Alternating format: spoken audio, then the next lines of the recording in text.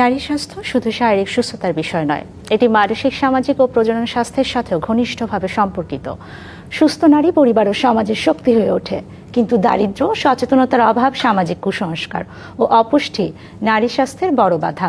নিয়মিত স্বাস্থ্য পরীক্ষা, সুষম খাদ্য, মানসিক স্বাস্থ্যের যত্ন এবং প্রজনন স্বাস্থ্য বিষয়ে সচেতনতা নারীর জীবনমান উন্নত করে। কিশোরী বয়স থেকে শুরু করে মাতৃত্ব ও বয়োবৃদ্ধ প্রতিটি ধাপে বিশেষ যত্নের প্রয়োজন। তাই নারী স্বাস্থ্য রক্ষা ও উন্নয়ন ব্যক্তিগত নয়, বরং সামাজিক ও জাতীয় উন্নয়নের অন্যতম প্রধান শর্ত। স্বাগত নোবেল অন লাইফ 28 প্রেজেন্স নারী স্বাস্থ্য রেনেটা অনুষ্ঠানে। আপনাদের সাথে আছি আমি ডাক্তার ফারজানা আলী। আজ আমাদের আলোচনার বিষয় এন্ডোমেট্রিওসিস, কারণ ও চিকিৎসা। আলোচনা করতে আমাদের সাথে আছেন এভার কেয়ার হাসপাতালের অ্যাডভান্স গাইনোকোলজি ল্যাপারোস্কোপিক সার্জন এবং senior consultant doctor Monowara Begum. দর্শক, স্ক্রিনে দেখানো নাম্বারে আপনারাও ফোন করে জেনে নিতে পারেন চিকিৎসকের পরামর্শ। ম্যাম, আমন্ত্রণ জানাচ্ছি আমাদের আজকের পর্বে। কেমন আছেন? ধন্যবাদ ডক্টর ফারজানা এবং দর্শকবৃন্দকে আসসালামু আলাইকুম। শুরুতে একটু জানতে চাই, এন্ডোমেট্রিওসিস বিষয়টি বলতে আমরা কি বুঝি? অ্যাকচুয়ালি এন্ডোমেট্রিওসিস ডিজিজটা এটা হলো নর্মালি ইউটারাসের ভিতরে একটা লাইনিং থাকে যেখান থেকে মিনিস্ট্রেশন হয়। ওই লাইনিংটার নাম হলো এন্ডোমেট্রিয়াম। এই এন্ডোমেট্রিয়ামের এই টিস্যুটাই যখন দেখা যায় যে আউটসাইড অফ ইউটারাস থাকে, যেমন ওভারি, ফ্যালোপিয়ান টিউব বা পেলভিস বা বডির যে কোনো জায়গাতেই থাকে, তখন এটা একটা ডিজিজ প্রডিউস করে। যেমন যখন মিনিস্ট্রেশন হয় তখন তো মিনিস্ট্রেশনের যে ব্লাডটা ওটা তো পার ভেজায় না, আউটসাইডে বের হয়ে আসে, কিন্তু এটা বের হতে পারে না। তখন যে জায়গাতে টিস্যুটা থাকে ওখানে ব্লিড করে, তখন এটার জন্য পেশেন্টের অনেক সাফারিংস হয়। তখনই আমরা এটাকে এন্ডোমেট্রিওসিস বলে থাকি। নারীদের মধ্যে এই এন্ডোমেট্রিওসিস বেশি পরিলক্ষিত হচ্ছে ইদানিং, এর পেছনে কারণ কি? অ্যাকচুয়ালি এন্ডোমেট্রিওসিসটা যেহেতু এন্ডোমেট্রিয়াম টিস্যু, এটা তো ফিমেলদেরই থাকে। যদিও অনেক ক্ষেত্রে হয়তো দেখা যায় যে এন্ডোমেট্রিওসিস সাধারণত মেলে ওই রকম দেখা যায় না, তবে যেহেতু ইউটেরাস এবং এন্ডোমেট্রিয়াল টিস্যুটা মেয়েদেরই থাকে এবং related with the oestrogen hormone, আর এটা হলো ফিমেল হরমোন, যার জন্য দেখা যায় মেয়েরা এটাতে সাফার করে।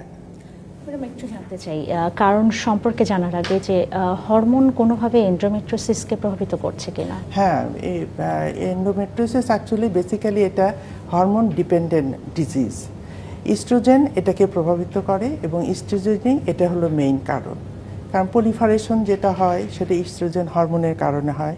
আবার ব্লিডিংটা যখন মিনিস্ট্রেশন হচ্ছে তখন তো আবার হরমোনটাও তখন যখন কমে যাচ্ছে শরীরে, কারণ এটা তো সাইক্লিক্যাল, তখন ব্লিডিংটা স্টার্ট হয়, যার জন্য এটা হরমোনের সাথে কিন্তু রিলেটেড। লাইক দ্য মিনিস্ট্রেশন তো completely it is related with the hormone.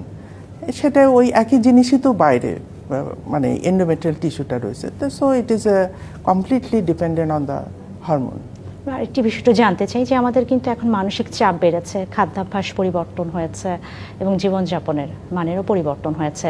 এই বিষয়গুলো এন্ডোমেট্রিওসিসে ঝুঁকি বাড়ায় কিনা? হ্যাঁ, এখানে কিছুটা তো অবশ্যই আছে। যেমন খাদ্যাভ্যাস, এটাতে কি হচ্ছে, আজকাল তো মেয়েরা অনেক ফাস্টফুড খায়, ওবেজ হয়ে যায়। একটা মেয়ে যখন অনেক ওবেজ হয় তখন দেখা যায় কি তার শরীরে হরমোন এস্ট্রোজেনের লেভেলটাও বেড়ে যায়। তো সে যদি দেখা যায় রেগুলার এক্সারসাইজ করে, একটা খাদ্যাভ্যাস নর্মাল রেগুলার সেটার আগে যদি ফাস্টফুড, যেমন আজকাল তো মেয়েরা অনেক দেখা যায় যে তারা এই হরমোনের ইয়েতে ভোগে, কারণ হলো ওবেসিটি থাকলে, ফ্যাটটা থাকলে দেখা যায় যে ইস্ট্রোজেন লেভেলটাও তাদের শরীরে বেশি থাকে। তারপরে মানসিক চাপ, তারপরে মেয়েদের ক্যারিয়ার ডেভেলপমেন্ট, তারা তো আজকাল অনেকেই প্রেফার করে যে ক্যারিয়ার কমপ্লিট করে তারা মানে ম্যারিটাল লাইফে যাবে। এই যে জিনিসটা যেটা, কারণ প্রেগনেন্সি আগেকার দিনে কিন্তু এত দেখা যেত না, কারণ আগেকার দিনে হতো কি মেয়েরা তাড়াতাড়ি বিয়ে হতো, তাড়াতাড়ি বাচ্চা হতো, এবং যখন একটা মেয়ে গর্ভবতী থাকে তখন তার এই এন্ডোমেট্রিয়াম কিন্তু ডেভেলপ করতে পারে না।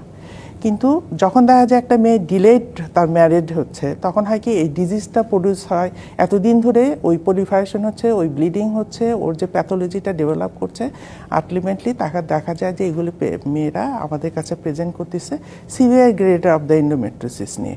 এটাও একটা তার হলো, যেহেতু আমাদের এখনকার যে সামাজিক যে ইয়াটা মেয়েদের ক্যারিয়ার ডেভেলপমেন্ট করা, এটাকে অস্বীকার করার কথা উচিত হবে না, কারণ ক্যারিয়ার ডেভেলপমেন্টও একটা ইম্পর্টেন্ট, পাশাপাশি আবার এটাও একটা মানে ভাবার বিষয় আছে। যদি কেউ আগে জেনে যায় আমার এন্ডোমেট্রিওসিস আছে, তাহলে ক্যারিয়ার এবং তার ম্যারিটাল লাইফ বা বাচ্চা নেওয়া পাশাপাশি তার চলা উচিত, এটাও একটা ফ্যাক্টর আর কি।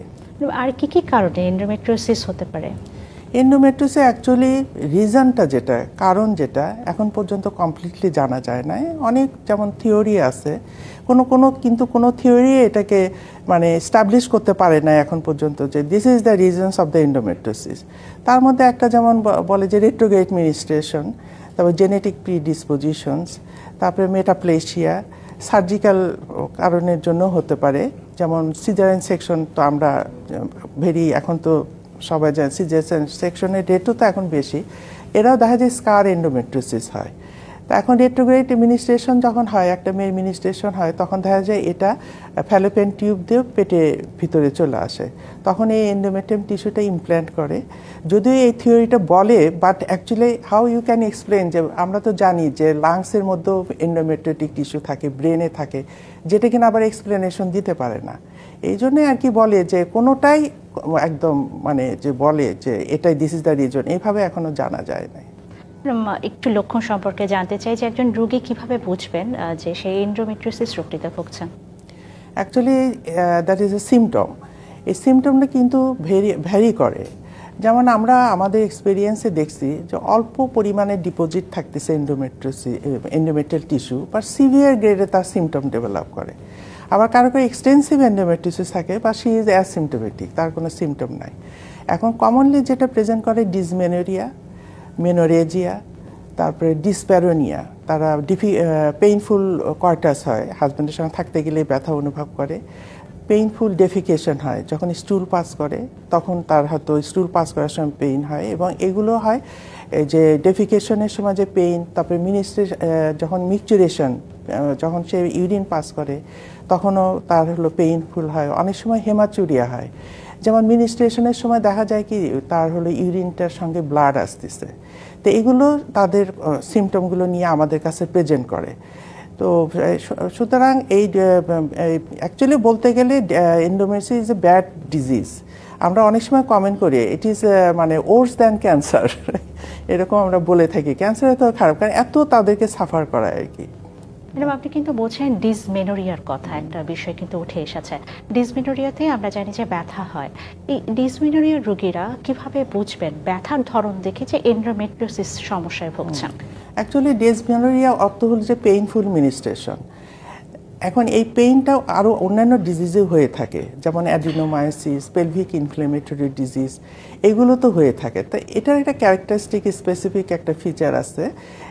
যেমন অ্যাডিনোমায়োসিসে যেমন হয় জাস্ট পিরিয়ডের সময় হয়, ইন্ট্রামিনিস্ট্রিয়াল পেইন আমরা বলি, কিন্তু এন্ডোমেট্রিওসিস দেখা যায় যে পিরিয়ডটা শুরুর আগে থেকে ওর দেখা যায় যে কনজেশন হয় তার একটা, তখন থেকে তার শুরু হয়ে যায় পেইন, এবং যখন তার মিনিস্ট্রেশন শুরু হয় এটা তীব্রতা বেড়ে যায়, কারণ তখন তো তার ব্লিডিং হচ্ছে, তখন তার তীব্রতা বেড়ে যায়। তারপর আফটার মিনিস্ট্রেশন এটা আস্তে আস্তে সাবসাইড করে যায়।